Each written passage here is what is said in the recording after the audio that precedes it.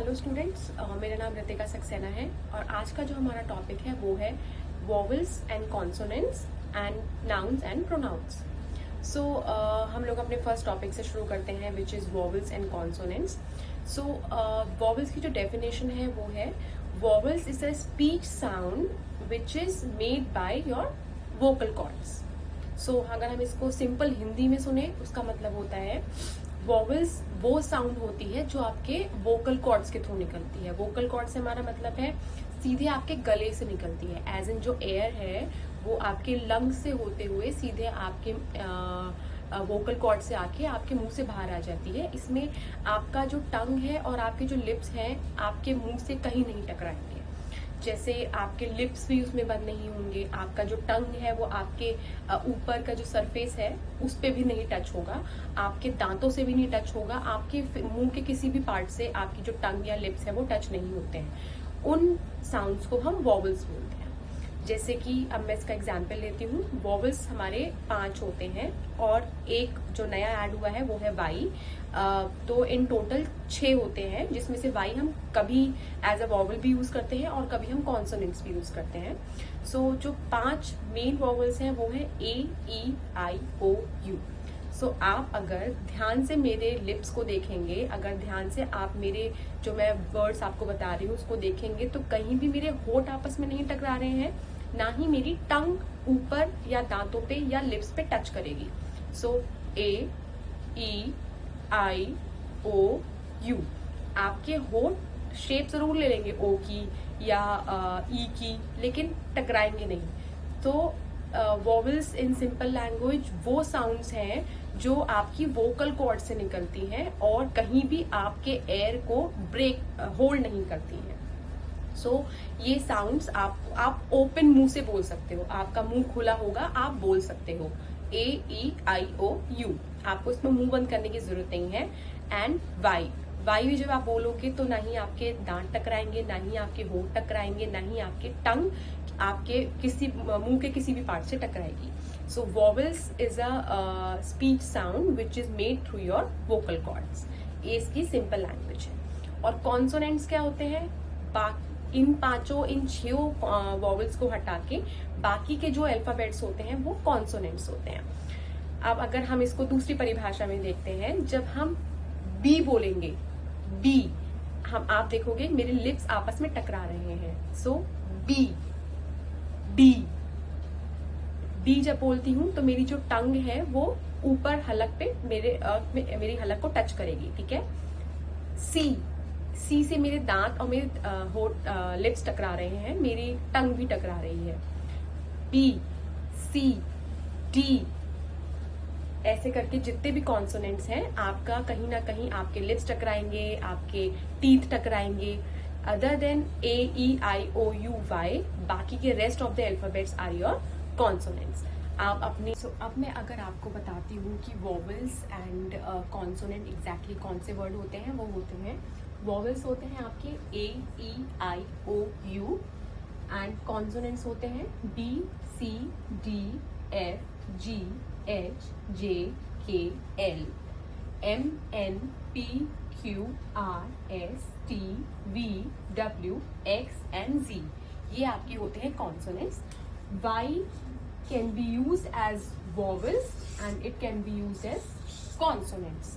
तो क्योंकि वाई एक ऐसा वर्ड है जो आपके डायरेक्ट वोकल कॉर्ड से भी निकलता है और इसमें आपका जो टंग है और जो टीथ है थोड़ा सा ट्विस्ट भी होता है, ठीक है। So these are your vowels and these are your consonants. अब जो हमारा अगला टॉपिक है वो है नाउन। सो नाउन की जो सिंपल इंग्लिश में डेफिनेशन होती है वो होती है noun is the name of a person, a thing और अ प्लेस। अगर हम सिंपल हिंदी में इसको जाने तो नाउन किसी व्यक्ति का, किसी स्थान का या किसी चीज का नाम होता है, ठीक है। नाउन 6 प्रकार के होते हैं। पहला जो होता है वो होता है कॉमन नाउन।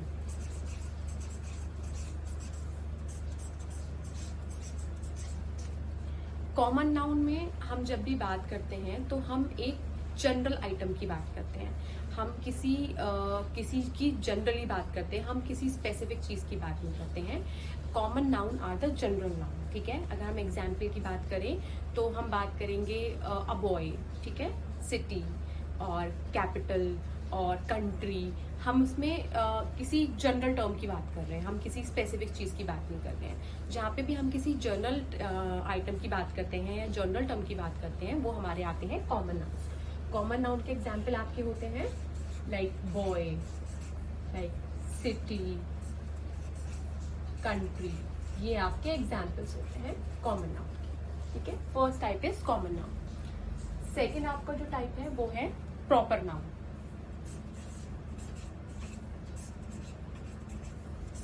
जैसे कि प्रॉपर नाउन, प्रॉपर वर्ड से आपको पता चलता है कि ये स्पेसिफिक होगा। सो प्रॉपर नाउन वो नाउन होते हैं जिसमें हम किसी स्पेसिफिक टर्म की बात करते हैं। तो इसका अगर मैं एग्जांपल देती हूँ तो ये कॉमन नाउन से बिल्कुल अलग हो जाता है। कॉमन नाउन में हम जनरल टर्म्स की बात करते हैं, प्रॉपर नाउन में हम किसी स्पेसिफिक चीज की बात करते हैं। जैसे we are talking about Ravi. Ravi is a boy, but हम लोग स्पेसिफिकली इस समय रवि की बात कर रहे हैं, ठीक है। हम बोलते हैं कि आपको कोई बोलेगा कि मैं दूसरे शहर जा रहा हूँ, I am going to another city, ठीक है। यहाँ पे वो बात कर रहा है एक जनरल नाउन की, another city. City is a general noun.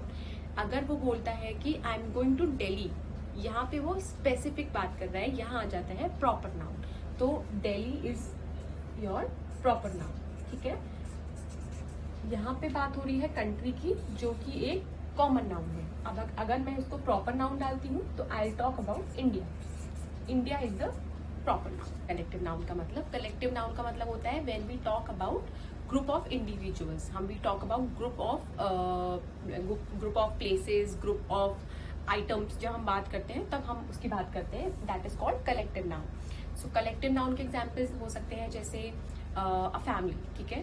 Family is a group of individuals. Family जो है एक समूह है, लोगों का समूह है, ठीक है। इंडियन क्रिकेट टीम, ठीक है, क्रिकेट टीम एक जो है ग्रुप है, एक समूह है। So here we are talking about collective noun. तो कलेक्टिव नाउन में हमेशा we'll talk about group activity, we'll talk about group individuals. हम कभी भी किसी एक इंडिविजुअल की बात नहीं करेंगे। जब हम किसी एक इंडिविजुअल की बात करते हैं और स्पेसिफिक इंडिविजुअल की बात करते हैं तो वो हमारा बन जाता है प्रॉपर नाउन। और अगर हम कभी एक इंडिविजुअल की बात करते हैं लेकिन हम उसको जनरल इंडिविजुअल्स में बात करते हैं, हम किसी स्पेसिफिक इंडिविजुअल की बात नहीं करते, तो वो बन जाता है हमारा कॉमन नाउन, ठीक है। सो कलेक्टिव नाउन के एग्जाम्पल्स जैसे मैंने आपको बताए, family, then it can be your cricket team, it can be your batch, your training batch is also a group of individuals.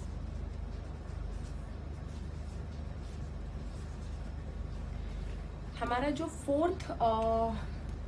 Fourth type of noun है, that is called abstract noun.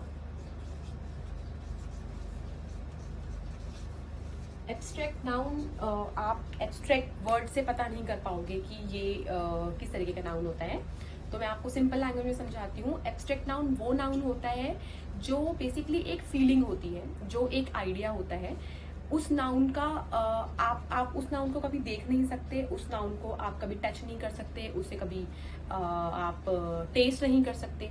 सो वो noun, जो noun केवल feel करी जा सकती है और एक आइडिया हो सकती है, those noun are called abstract nouns, ठीक है। ये आप जैसे कलेक्टिव नाउन को हम जानते हैं, ग्रुप ऑफ पीपल हो सकता है, ग्रुप होता है, या प्रॉपर को हम स्पेसिफिक की बात करते हैं। एब्स्ट्रैक्ट से आप इतनी जल्दी से नहीं समझ पाओगे कि वो उसका हमारा टर्म क्या है बोलने का। So in simple language, abstract noun वो नाउन होती हैं जिनको हम ना देख सकते हैं, ना टच कर सकते हैं, और ना ही हम उनको फील मतलब महसूस कर सकते, हम केवल उसको फील कर सकते हैं, महसूस कर सकते हैं, या वो हमारा एक आइडिया हो सकता है, ठीक है। सो इसका एग्जाम्पल आपका हो सकता है जैसे हैप्पीनेस, ठीक है, खुशी। खुशी को आप टच नहीं कर सकते, खुशी को आप देख नहीं सकते, ना ही खुशी को आप टेस्ट कर सकते हो, बट खुशी को आप फील कर सकते हो, ठीक है। दुख, सौरो को आप देख भी नहीं सकते, ना आप उसको टेस्ट कर सकते हो, ना उसको आप टच कर सकते हो, ठीक है। सो एक हो गया जैसे हैप्पीनेस। हैप्पीनेस इज अ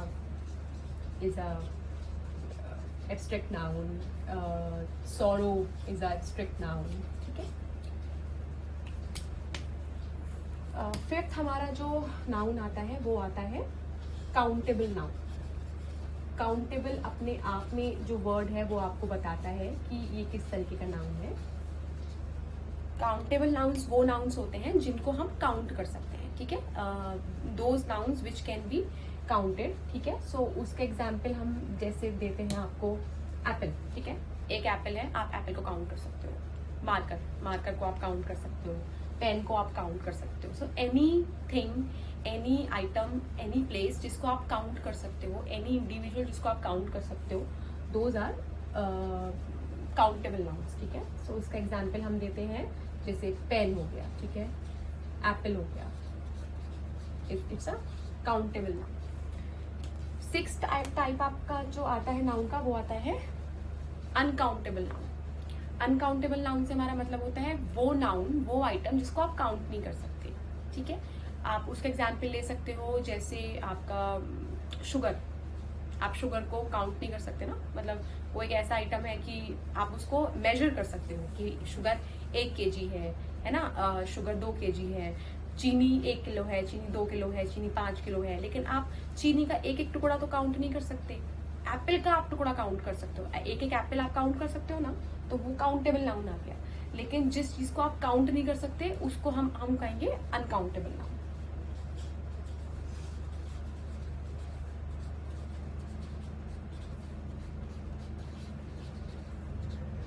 तो इसका एग्जाम्पल जैसे मैं आपको देती हूँ शुगर, ठीक है।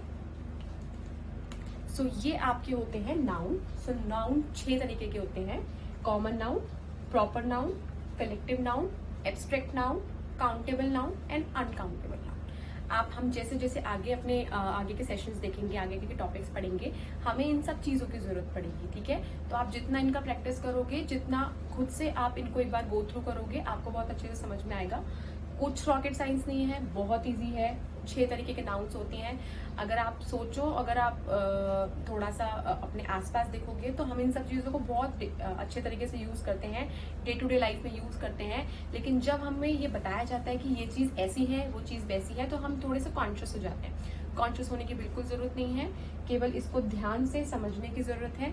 आपको केवल वर्ड को याद रखना है। कॉमन नाउन एक जनरल नाउन, ठीक है। So proper noun, specific noun, collective noun, group noun, ठीक है। एब्स्ट्रैक्ट नाउन को समझ लो एक अलग ही नाउन हो गया, जिसमें आप उस नाउन को ना देख सकते हो, ना टेस्ट कर सकते हो, ना उसको टच कर सकते हो, देख नहीं सकते हो, तो वो एब्स्ट्रैक्ट नाउन हो गया। काउंटेबल नाउन, जिस चीज को आप फिंगर पे काउंट कर सकते हो, दो ज्यादा काउंटेबल नाउन्स। अनकाउंटेबल नाउन्स जिनको आप फिंगर पे टच नहीं कर सकते, हेयर्स आर अनकाउंटेबल नाउन्स, ठीक है। आप हेयर्स को टपनी जो है वो नहीं कर सकते, काउंट नहीं कर सकते, तो दोज आर अनकाउंटेबल नाउन्स, ठीक है। So now let's move to the next topic which is okay. So now let's move on to the next topic which is pronoun. Pronoun को हम हिंदी में बोलते हैं सर्वनाम, और नाउन को हम हिंदी में बोलते हैं संज्ञा। सो नाउ लेट्स टॉक अबाउट सर्वनाम विच इज प्रोनाउन, ठीक है। सो प्रोनाउन इंग्लिश में अगर मैं इसकी डेफिनेशन बताती हूँ, pronoun is a word that can be used in the place of noun. Hindi में प्रोनाउन एक वो वर्ड होता है जिसको हम नाउन की जगह यूज कर सकते हैं। एज इन हम जब एक नाउन को रिप्लेस कर देते हैं किसी वर्ड से, वो जो वर्ड होता है वो प्रोनाउन कहलाता है, ठीक है। इसका एग्जाम्पल मैं आपको देती हूँ। Ravi is working in Delhi, he lives with his family, ठीक है। सो यहाँ राम जो है ना, राम एक नाउन है, एंड राम जो है एक प्रॉपर नाउन है, बिकॉज हम यहाँ पे राम की जो है राम एक इंडिविजुअल की बात कर रहे हैं, तो राम यहाँ पे क्या है, राम एक प्रॉपर नाउन है। He lives with his family, वो अपनी फैमिली के साथ रहता है। हमने यहाँ पे ही यूज किया है। ही हमने किसकी जगह यूज किया है, रवि के नाम, राम के नाम की जगह। तो जो जो हमने राम को रिप्लेस किया है सेकंड सेंटेंस में, ये जो ही है ना, ये ही आपका सर्वनाम है। ये जो ही आपका है वो प्रोनाउन है। ही कौन कौन से आपके जो प्रोनाउंस हो सकते हैं वो कौन कौन से हो सकते हैं। सो जैसे आपका he, she, they, it, we, are, her, I, ये सारे जो होते हैं आपके सर्वनाम होते हैं। क्योंकि आप अगर किसी नाउन को हटाते हो, जैसे रितिका इज वर्किंग इन बीएबल, she is working from last 10 years, ठीक है। सो हमने जो शी को लगाया है रितिका की जगह सेकेंड सेंटेंस में शी, तो जो शी है वो एक प्रोनाउन है, ठीक है। शी जो है सर्वनाम है। सो ये हमारी डेफिनेशन से जो है वो मैच करता है बिल्कुल। Pronoun is a word which that can be use in the place of noun. तो हमने जो शी, रितिका की जगह जो शी लगाया है सेकेंड सेंटेंस में, वो हमारा जो शी है वो एक प्रोनाउन है। सो मैं अगेन रिपीट करती हूँ, प्रोनाउन कौन कौन से होते हैं। प्रोनाउन होते हैं he, she, they, it, we, are, her, I, his. ये हमारे जो होते हैं ये प्रोनाउंस होते हैं, ठीक है। सो आई होप मेरा आज का वीडियो में आपको जो हम लोगों ने vowels, consonants, nouns and pronouns के बारे में जो पढ़ा है वो आप लोगों को क्लियर हो गया है। आपके पास इसके आगे जो है एक्टिविटीज हैं आपके कंटेंट में, आपके जो कोर्स मॉड्यूल दिया है, आप खुद से इसकी प्रैक्टिस करो। और जैसे जैसे इसकी प्रैक्टिस करोगे आपके लिए इंग्लिश लैंग्वेज समझना, सीखना, बोलना उतना ही आसान होता जाएगा, ठीक है। Then we'll again meet for the next topics, जो कि हमारे आगे के जो टॉपिक्स हैं हम उस पर मिलेंगे, ठीक है। Till then please do the practice, please complete your quiz, तभी आप इंग्लिश को अच्छे से समझ सकते हो। Alright, take care, bye.